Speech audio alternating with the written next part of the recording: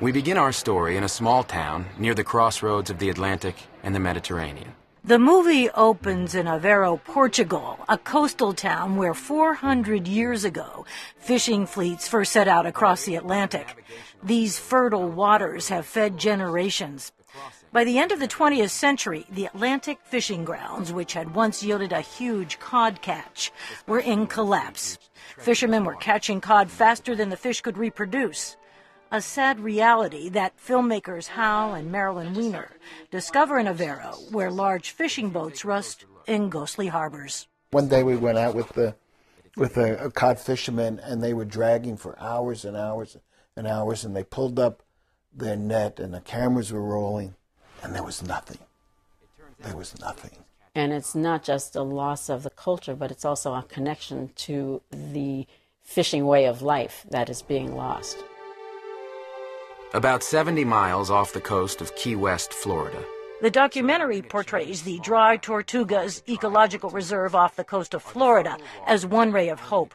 Here, federal and state law enforcement officers patrol the waters. How you doing, Captain? Nice to see you again. Officers protect one of the largest barrier reefs in the world from human encroachment and overfishing, a step the filmmakers say people need to understand. It means that there's a start in regenerating certain species, but what they don't realize is that you can't just leave a reserve. It just doesn't happen by itself. You have to patrol the reserve because, as Hal said, fishermen go after fish. However, scientists recently discovered that this polar ecosystem is changing.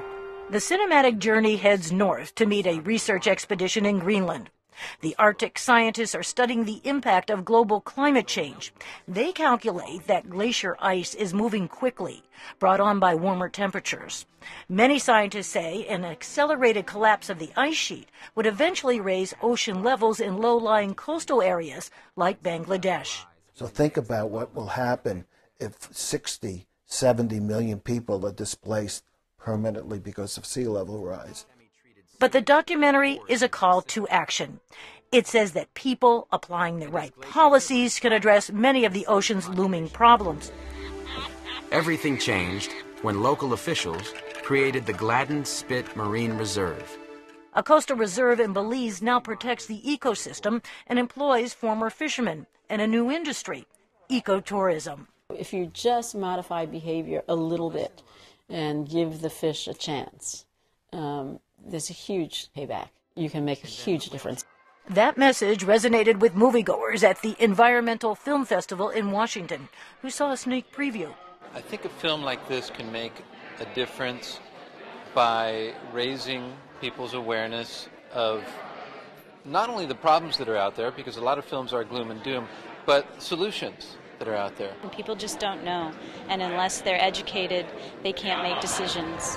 But how are they going to figure out where to move when the climate changes? The State of the Planet's Oceans will be distributed as part of a popular television series now being used as an educational tool in schools and broadcast in major television markets around the world. Rosanne Skirble, VOA News, Washington.